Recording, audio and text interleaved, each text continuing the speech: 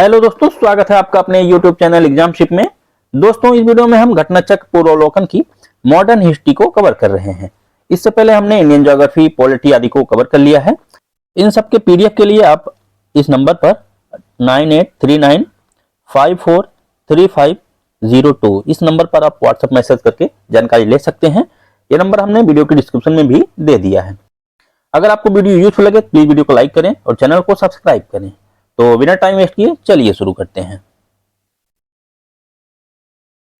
यूरोपीय कंपनियों का आगमन।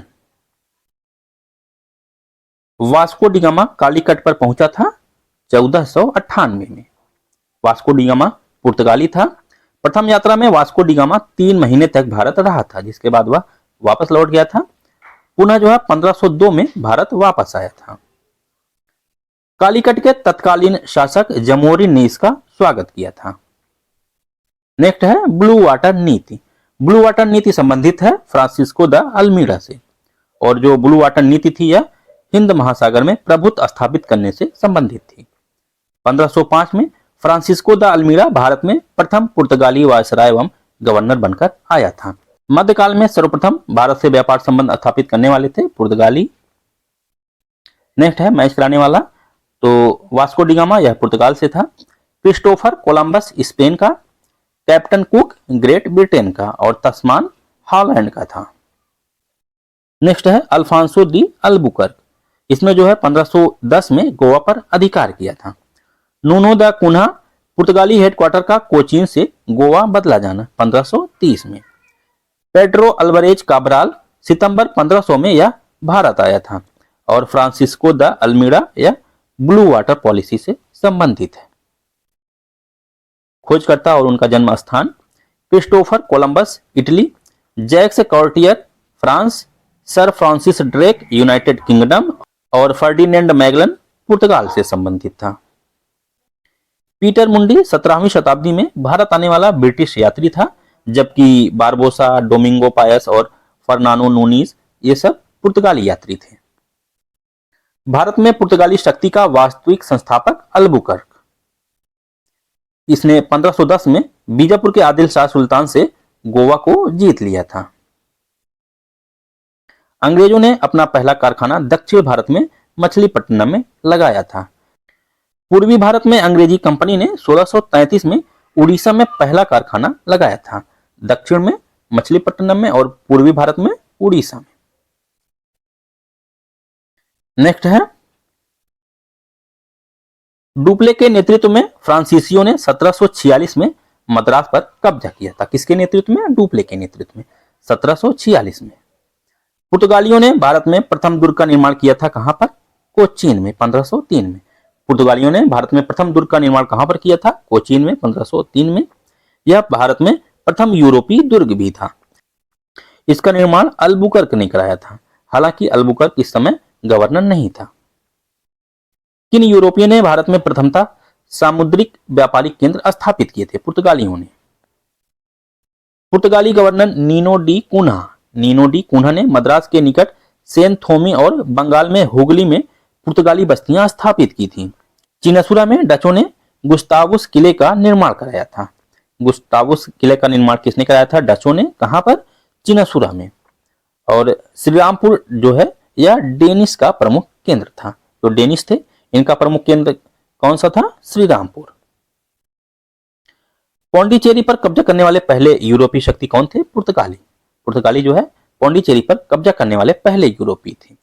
हुगली को बंगाल की खाड़ी में समुद्री लूटपाट के लिए अड्डा बनाया था। किसने? पुर्तगालियों ने। कोलकाता का संस्थापक जाब चौरनॉ को कहा जाता है। भारत में प्रथम नगर निगम स्थापित किया गया था मद्रास में 1688 में। भारत के साथ व्यापार के लिए सर्वप्रथम संयुक्त पूंजी कंपनी किन लोगों ने आरंभ की थी? 1600 में अंग्रेजी ईस्ट इंडिया कंपनी तथा इसके बाद 1602 में डच या हॉलैंड द्वारा। डचों ने पुर्तगालियों को पराजित किया और आधुनिक कोच्चि में उन्होंने फोर्ट विलियम्स का निर्माण कराया था। जो डच थे इन्होंने पुर्तगालियों को पराजित करके आधुनिक कोच्चि में फोर्ट विलियम्स का निर्माण कराया था। डचों ने पूर्वी तट पर पहले कोचीन को पुर्तगालियों से छीना और बाद में आंध्र और उड़ीसा के तट पर अपनी फैक्ट्री स्थापित की थी। अल्बुकर्क ने बीजापुर सुल्तान से गोवा को छीना था। अंग्रेजी ईस्ट इंडिया कंपनी ने मद्रास में विजयनगर साम्राज्य के एक प्रतिनिधि से पट्टे पर ली गई जमीन के एक प्लाट पर फैक्ट्री स्थापित की थी। भारत में ईस्ट इंडिया कंपनी की सफलता का राज क्या था? भारत में राष्ट्रीय भावना की कमी। कंपनी की सेना को पश्चिमी प्रशिक्षण मिला था तथा उनके पास आधुनिक हथियार थे। भारतीय सैनिकों में राष्ट्रीय भावना का अभाव था, जिसके फलस्वरूप कोई भी जो उन्हें अच्छा वेतन देता था उसकी सेवा में लग जाते थे आदि। अगला है, ब्रिटिश कंपनी में से किसे भारत में व्यापार करने का पहला अधिकार पत्र प्राप्त हुआ था? लीवेंट कंपनी को। ब्रिटिश कंपनी में से किसे जो है भारत में व्यापार करने के लिए पहला अधिकार प्राप्त हुआ था? लीवेंट कंपनी को। लीवेंट कंपनी को 1592 में स्थल मार्ग से भारत में व्यापार करने का अधिकार पत्र प्राप्त हुआ था तथा 1600 में महारानी एलिजाबेथ प्रथम ने the governor and company of merchant of London trading into the east Indies को समुद्री मार्ग से ईस्ट इंडीज के साथ व्यापार करने का पहला अधिकार पत्र प्रदान किया गया था।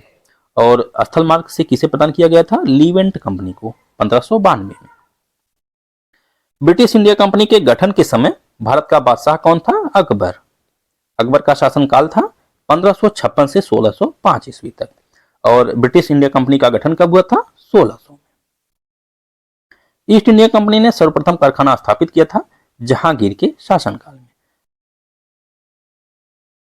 अगला है, ईस्ट इंडिया कंपनी ने सर्वप्रथम 1611 में मसूलीपट्टनम में अस्थायी कारखाना तथा 1613 में सूरत में अस्थायी कारखाना स्थापित किया था।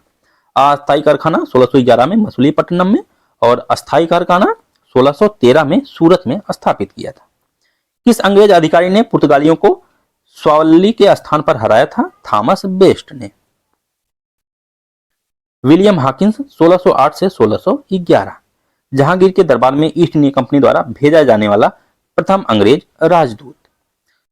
1608 में भारत आया और वह इंग्लैंड के राजा जेम्स प्रथम का राजदूत था। उसे तुर्की भाषा का ज्ञान था। 17वीं शताब्दी के पहले चतुर्थांश तक ईस्ट इंडिया कंपनी ने सूरत, भरूच, बुरहानपुर, अहमदाबाद और आगरा में अपने कारखाने स्थापित कर लिए थे। किसने सूरत में सर्वप्रथम अपना कारखाना स्थापित किया था? अंग्रेजों ने 1613 में, जबकि सूरत में डचों द्वारा 1616 में तथा फ्रांसीसियों द्वारा 1668 में कारखाना स्थापित किया गया था। ईस्ट इंडिया कंपनी के प्रारंभिक दौर में वेस्टर्न प्रेसिडेंसी स्थापित थी कहां पर? सूरत में, जिसको बाद में स्थानांतरित करके मुंबई कर दिया गया। ब्रिटिश ईस्ट इंडिया कंपनी ने बंबई लिया था पुर्तगालियों से। 1662 में इंग्लैंड के सम्राट चार्ल्स द्वितीय का विवाह पुर्तगाल की राजकुमारी कैथरीन से होने पर चार्ल्स को पुर्तगालियों द्वारा बंबई उपहार स्वरूप दिया गया था, जिसे जो है उन्होंने 10 पाउंड वार्षिक किराए पर 1668 में ब्रिटिश ईस्ट इंडिया कंपनी को दे दिया था। प्रयागराज के किले पर अंग्रेजों का अधिकार हुआ था 1798 में। 1798 में प्रयागराज के किले पर अंग्रेजों का अधिकार प्राप्त हुआ था। अवध के नवाब सादत अली खान द्वितीय ने 1798 में प्रयागराज का किला अंग्रेजों को सौंप दिया था। ईस्ट इंडिया कंपनी के किस अंग्रेज गवर्नर को औरंगजेब द्वारा भारत से निष्कासित कर दिया गया था? सर जॉन चाइल्ड को औरंगजेब द्वारा भारत से निष्कासित कर दिया गया था। सर जॉन चाइल्ड को, क्योंकि इसने 1688 में मुंबई और पश्चिमी समुद्री तट के मुगल बंदरगाहों का डेरा डाला था तथा मक्का जाने वाले हज यात्रियों को बंदी बनाने का प्रयास किया था। प्रथम कर्नाटक युद्ध का तात्कालिक कारण क्या था? अंग्रेजों द्वारा फ्रांसीसी जहाज का अधिग्रहण। अंग्रेज कैप्टन बेनेट के नेतृत्व में यह अधिग्रहण किया गया था। हालांकि यह ऑस्ट्रिया है, ऑस्ट्रिया के उत्तराधिकार युद्ध का विस्तार मात्र था। प्रथम कर्नाटक युद्ध 1746 से 48 एक्सला चैपल संधि के साथ यह समाप्त हुआ। द्वितीय कर्नाटक युद्ध 1749 से 1754 यह अनिर्णायक रहा। तृतीय कर्नाटक युद्ध 1758 से 63 पेरिस की संधि से समाप्त हुआ। और प्रथम मैसूर युद्ध 1767 से 69 इसमें जो है ब्रिटिश की हार हुई थी हैदर अली से। पानीपत का तृतीय युद्ध 1761 में लड़ा गया था। अंबर का युद्ध 1749 में। इस युद्ध में मुजफ्फरजंग, चंदा साहिब और फ्रांसीसी सेना ने मिलकर अनवरुद्दीन का मुकाबला किया था। अनवरुद्दीन की हार हुई तथा वह मारा गया। नेक्स्ट है प्रथम यूरोपीय व्यक्ति जिसने भूक्षेत्र अर्जित करने के उद्देश्य से भारतीय राजाओं के झगड़ों में भाग लेने की नीति आरंभ की थी, डुप्ले। भूक्षेत्र अर्जित करने के उद्देश्य से भारतीय राजाओं के झगड़े में भाग लेने की नीति आरंभ की थी डुप्ले ने। फ्रांसीसियों ने भारत में अपना पहला कारखाना कहां पर स्थापित किया था? सूरत में। लुई 14वें के मंत्री कॉलबर्ट द्वारा 1664 में फ्रेंच ईस्ट इंडिया कंपनी, जिसका वास्तविक नाम था कंपनी फ्रेंकोइज फॉर ले कॉमर्स देस इंडेस ओरिएंटलेस, इसकी स्थापना हुई कब? 1664 में। 1667 में फ्रेंकोइस कैरो के नेतृत्व में एक अभियान दल भारत के लिए रवाना हुआ, जिसने 1668 में सूरत में अपने पहले व्यापारिक कारखाने की स्थापना की। किसके नेतृत्व में? फ्रेंकोइस के नेतृत्व में। भारत में फ्रांसीसी कंपनी का संस्थापक माना जाता है कॉलबर्ट। फ्रांसीसी कंपनी का संस्थापक कॉलबर्ट। बंगाल में कौन सा कारखाना डचों ने स्थापित किया था? पिपली, हुगली, चिनसुरा आदि में। डच ईस्ट इंडिया कंपनी ने किस वर्ष अपनी फैक्ट्री पटना में स्थापित की थी? 1632 में। नेक्स्ट है डच कारखाने और उनका स्थापना वर्ष। बिमलीपट्टनम में 1641 में स्थापित हुआ, कराईकल में 1645 में, चिनासुरा में 1653 में और कोचीन में 1663 में कंपनी स्थापित हुई। किसकी कंपनी थी? डचों की। फ्रांसीसी दक्कन में शक्ति आंदोलन स्थापित करने में असफल रहे क्योंकि अंग्रेजों की फौज उनकी तुलना में शक्तिशाली थी। भारत में यूरोपीय शक्ति के आगमन का क्रम पहले पुर्तगाली आए, फिर डच, फिर अंग्रेज, फिर फ्रांसीसी। पौंडीचेरी पर फ्रेंच ने अधिकार किया था, गोवा पर पुर्तगीज ने, ट्रावनकोर पर डेनिश या डेन ने और मद्रास पर डचों ने। वह स्थान जहां से यूरोप वासियों को सर्वोत्तम शोरा और अफीम प्राप्त होता था। शोरा और अफीम कहां से प्राप्त होता था? बिहार से। अंग्रेजी शासनकाल में बिहार अफीम उत्पादन हेतु प्रसिद्ध था। यूरोपियों में से कौन स्वतंत्रता पूर्व भारत में व्यापारी के रूप में सबसे अंत में आए थे? सबसे अंत में कौन आया था? फ्रांसीसी। 1698 में पुर्तगाली आए थे, इनके बाद डच आए 1605 में, 1608 में अंग्रेज और 1667 में फ्रांसीसी आए थे। डचों ने अपने व्यापारिक अड्डे स्थापित किए थे नागपट्टनम, चिनसुरा, मछलीपट्टनम, सूरत, भरूच, आगरा, कोचीन, अहमदाबाद और पटना में। मृदा के स्वरूप और उपज के गुना के आधार पर भूमि राजस्व का मूल्यांकन शेरशाह सूरी एवं अकबर के द्वारा किया गया था। युद्ध में चलती फिरती तोपों का प्रयोग मुगल काल में ही हुआ था। तंबाकू, लाल मिर्च की खेती यह पुर्तगालियों के दिन थी। कंपनी एक असंगति है, परंतु यह उस व्यवस्था का भाग है जहां सब कुछ ही असंगत है। यह कथन किससे संबंधित है? टीबी मैकाले से। टीबी मैकाले ने ही इंडियन पीनल कोड की पांडुलिपि तैयार की थी। एक्सला शैपल संधि के बारे में पूछा था, जो कि हुई थी 1748 में। इस संधि के साथ ही प्रथम कर्नाटक युद्ध समाप्त हो गया था और अंग्रेजों को मद्रास पुनः प्राप्त हो गया था। भारत में अंग्रेजों की सफलता तथा फ्रांसीसियों की असफलता के कारण अंग्रेजों को बंगाल विजय से अपार धन एवं जनशक्ति का मिलना, अंग्रेजों की बेहतर नौसैनिक ताकत और योग्य नेतृत्व आदि। नेक्स्ट है ईस्ट इंडिया कंपनी और बंगाल के नवाब। मुगल सम्राट द्वारा नियुक्त बंगाल का अंतिम गवर्नर था मुर्शीद कुली खां। मुगल सम्राट द्वारा नियुक्त बंगाल का अंतिम गवर्नर मुर्शीद कुली खां। मुगल सम्राट फर्रुखसियर द्वारा 1717 में नियुक्त किया गया था। मुर्शीद कुली खां की मृत्यु के बाद, जिसकी मृत्यु 1927 में हुई थी, इनके बाद उनका दामाद सुजाउद्दीन बंगाल का सूबेदार बना। भारत में ब्रिटिश प्रभुत्व को प्रारंभ किया प्लासी का युद्ध, जो कि हुआ था 23 जून 1757 में। सिराजुद्दौला लॉर्ड क्लाइव द्वारा परास्त हुआ था प्लासी के युद्ध में। भारतवर्ष में ब्रिटिश साम्राज्य का संस्थापक माना जाता है रॉबर्ट क्लाइव। विलियम पिट का क्लाइव के लिए यह कथन कि वह स्वर्ग से उत्पन्न सेना नायक था। किसने कहा था? विलियम पिट ने। किसके लिए? रॉबर्ट क्लाइव के लिए। वह स्वर्ग से उत्पन्न सेना नायक था।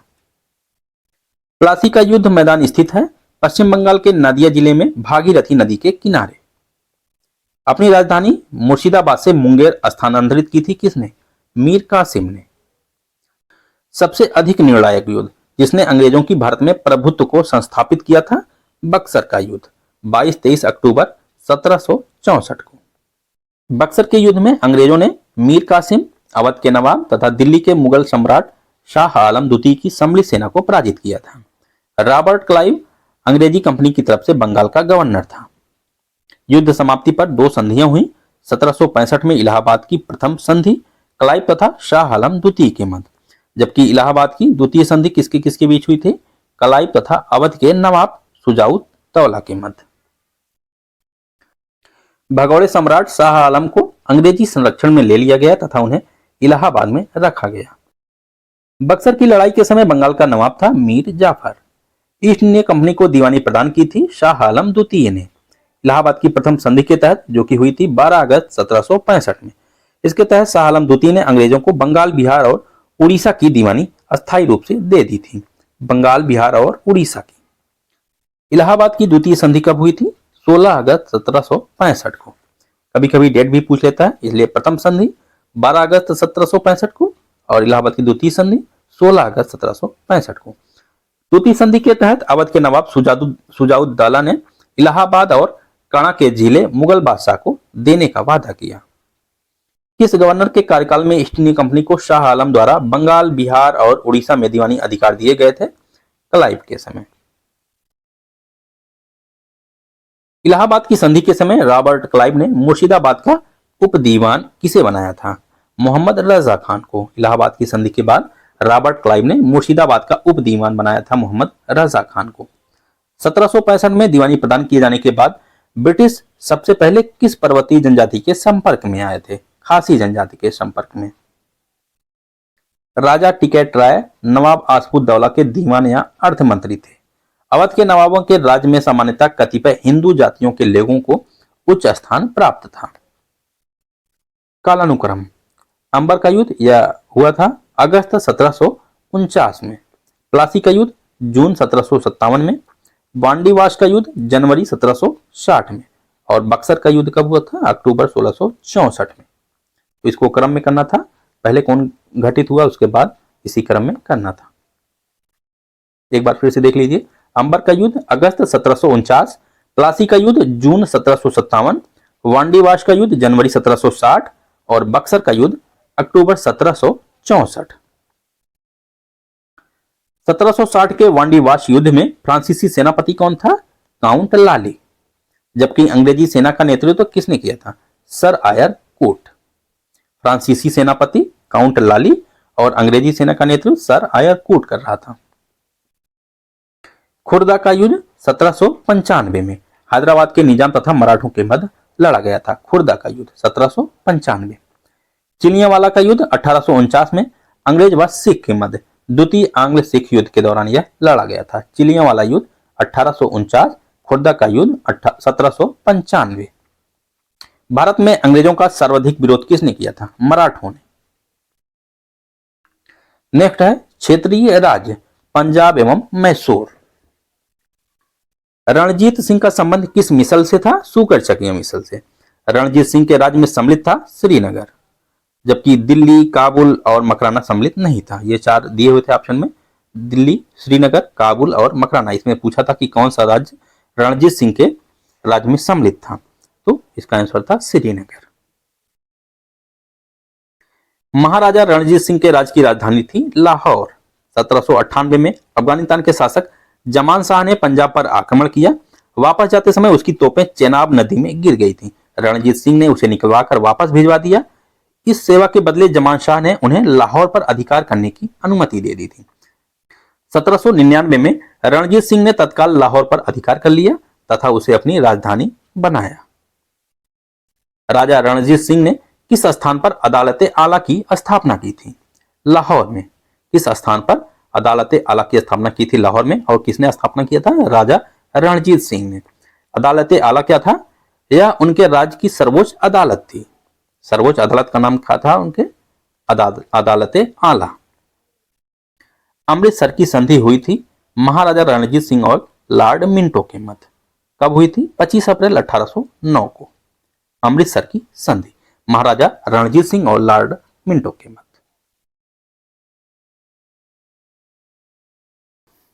इस संधि के तहत सतलज नदी दोनों के क्षेत्रों को पृथक करने वाली सीमा मान ली गई और दोनों ने एक दूसरे के प्रति मित्रता का आश्वासन दिया था। रणजीत सिंह ने कोहिनूर हीरा प्राप्त किया था शाह शुजा से। किसने कहा था कि ईश्वर की इच्छा है कि मैं सब धर्म को एक निगाह से देखूं, इसीलिए उसने दूसरी आंख की रोशनी ले ली। महाराजा रणजीत सिंह ने कहा था। सिख राज्य का अंतिम राजा दलीप सिंह। 1843 से 1849 तक इसने शासन किया और दलीप सिंह का निधन 23 अक्टूबर 1893 को पेरिस में हुआ था। इन्होंने सिख धर्म छोड़कर ईसाई धर्म अपना लिया था। इन्होंने रूस की भी यात्रा की थी। उनकी अंत्येष्टि इंग्लैंड में हुई थी। नेक्स्ट है पंजाब विलय। लॉर्ड डलहौजी की 29 मार्च 1849 की घोषणा द्वारा संपूर्ण पंजाब का विलय अंग्रेजी राज में कर लिया गया। कब? 29 मार्च 1849 को। महाराजा दलीप सिंह को 40,000 पाउंड की वार्षिक पेंशन दे दी गई और उन्हें शिक्षा प्राप्त करने के लिए इंग्लैंड भेज दिया गया। पंजाब पर शासन करने के लिए 3 लोगों की एक परिषद का गठन किया गया, जिसमें सर हेनरी लॉरेंस को अध्यक्ष तथा जॉन लॉरेंस तथा चार्ल्स ग्रेनविल मानसेल को सदस्य के रूप में नियुक्त किया गया। प्रथम आंग्ल सिख युद्ध कब हुआ था? 1845 से 1846 के बीच।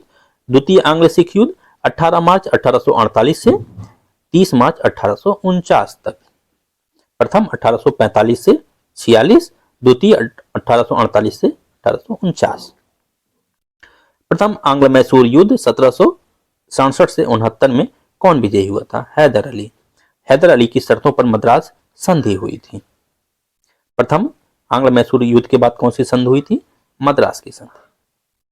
1755 में डिंडीगुल मैसूर में एक आधुनिक शस्त्रागार की स्थापना की थी हैदर अली ने। ब्रिटिश जनरल जिसने हैदर अली को पोर्टो नोवा के युद्ध में हराया था, सर आयर कोट, 1 जुलाई 1781 में। टीपू सुल्तान ने अपनी राजधानी बनाई थी श्रीरंगपट्टनम में। यहां जैकोबिन क्लब की स्थापना की और उसका सदस्य भी बना था। टीपू सुल्तान ने ब्रिटिश सेना को 1780 में हराया था पोल्लीपुर में। टीपू सुल्तान अंग्रेजों के साथ युद्ध में मारे गए 1799 में। प्रथम आंग्ल मैसूर युद्ध 1767 से 69। मद्रास की संधि से यह युद्ध समाप्त हुआ, हैदर अली की जीत हुई। द्वितीय आंग्ल मैसूर युद्ध 1780 से 84, मंगलौर की संधि, हैदर अली की पराजय। तृतीय आंग्ल मैसूर युद्ध 1790 से 92, श्रीरंगपट्टनम की संधि, टीपू सुल्तान की जीत हुई। चतुर्थ आंग्ल मैसूर युद्ध 1799 में, जिसमें टीपू सुल्तान की मृत्यु हो गई। इलाहाबाद की संधि कब हुई थी? 1765 में। मंगलौर की संधि 1784 में। सालबाई की संधि 1782 और मद्रास की संधि 1769। बेगम समरू ने एक अति प्रसिद्ध चर्च का निर्माण करवाया था सरधना में। महाराजा रणजीत सिंह ने लाहौर में तोपों का निर्माण कराने के लिए आधुनिक ढलाई खाने स्थापित किए थे। आमेर के समय जयसिंह ने यूक्लिड के रेखा गणित के तत्वों का संस्कृत में अनुवाद कराया था। मैसूर में टीपू सुल्तान ने श्रृंगेरी मंदिर में देवी शारदा की मूर्ति के निर्माण के लिए धन दिया था। बंगाल में राजस्व कृषि पद्धति प्रारंभ करने का श्रेय अलीवर्दी खान को नहीं, मुर्शीद कुली खान को है। पानीपत के तृतीय युद्ध 1761 में अहमद शाह अब्दाली ने सदाशिवराव भाऊ के नेतृत्व में मराठा सेना को परास्त किया था। ये परास्त है। पलासी के युद्ध में सिराजुद्दौला की पराजय के लिए मीर जाफर ने अंग्रेजों से मिलकर षड्यंत्र रचा था। दोस्तों, इस वीडियो में इतना ही। बाकी बचे हुए टॉपिक्स को हम लोग नेक्स्ट वीडियो में कवर करेंगे। अगर आपको वीडियो यूजफुल लगा हो तो प्लीज वीडियो को लाइक करें और चैनल को सब्सक्राइब करें। Thank you.